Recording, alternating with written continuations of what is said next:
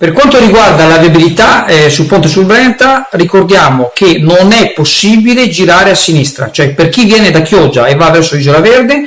oltrepassato il ponte sul Brenta, deve andare dritto, perché se per caso gira a sinistra e dovesse avere un sinistro è assolutamente in torto. Ecco, questa è la prima considerazione.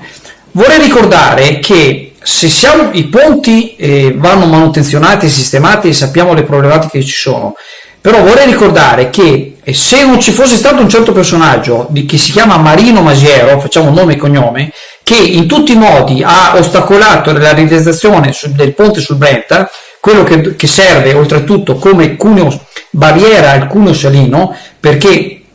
lo sa tutti ormai, lo sanno tutti, anche i neonati probabilmente, che il mare, la forza del mare è sempre più forte, quindi entra il mare, entra l'acqua salata e man mano sta